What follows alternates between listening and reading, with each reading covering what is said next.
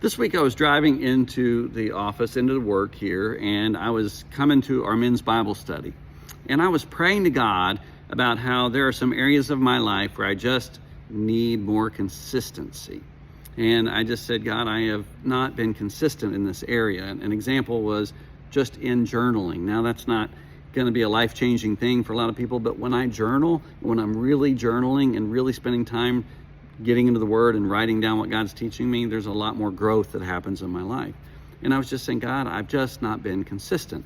And I don't know that I've ever prayed a prayer about not being consistent in my life. I don't remember ever using that word as much as I was using it that morning, driving over here on Tuesday morning to get ready for the men's Bible study.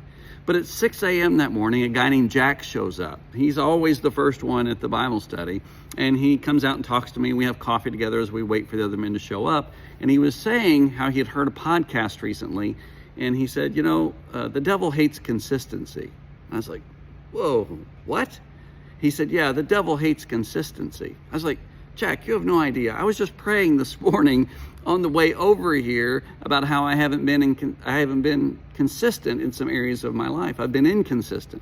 He said, oh, the devil loves to break our routine. He loves to get us out of the Word, to get us out of prayer, to get us out of journaling. He said, because if he can break that habit, then we can kind of focus back on the world. I was like, oh man, you have got my attention, dude. This is amazing that God literally, I'm praying about it and then you walk up and we're talking about it, right? And so consistency really is powerful. And then when you're consistent in something, I think it says a lot about who you are. It's not everything you are, but it gives a snapshot of who you are. For example, if you play golf 3, 4, 5, 6 times a month, you're a golfer, right? And I used to be able to do that years ago. But now I don't play so much. So when people say, are you a golfer? I always say, well, I play golf, but I'm not a golfer really because I don't play consistently.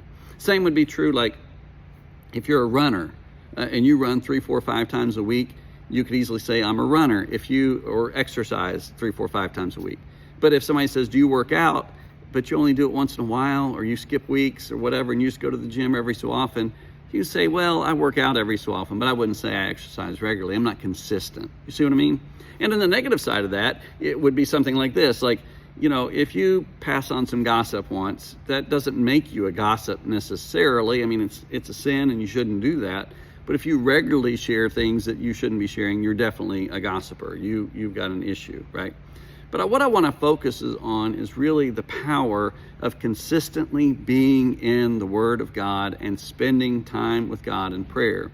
Because I think it's really easy for us to get out of that routine. And I think the guy that Jack was right, whoever told him that is right. The devil hates consistency, right? Because if he can break our routine, then he can pull us away from the Word and take us back into the world, and we can put our focus there. Now, it's easy for us to go, oh, Roy, sometimes I just don't have time, or I'm too tired. You used to know a youth minister who would say, well, I'm glad Jesus wasn't too tired to carry the cross up the hill of Golgotha and give his life for you and me. That's pretty strong, but you get his point. Whatever is most important to us, we'll make time for.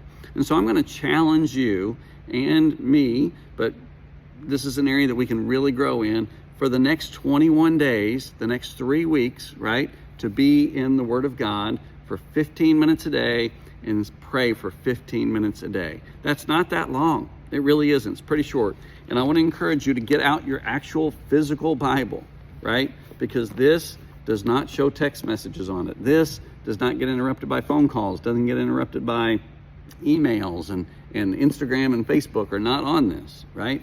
And get in the Word and spend time reading the Word of God 15 minutes a day and praying for 15 minutes a day, 30 minutes for 21 days. It's been said that anything you do for 21 days, 3 weeks, will become a habit, and it makes you consistent. And guess who hates that? The devil, right? So let's get out of the habit of things that we're drawn to, like the internet and TV and social media and the things that are pulling us away from the Word, and let's get into the Word for the next 3 weeks. Take me up on this challenge. And if you're willing to, send me a message, or if you have my phone number, send me a text, or send me an email, or respond to me somehow and say, yeah, I'm in. 3 weeks, 15 minutes a day in the Word and in prayer And let's see what God does to transform our hearts and our minds.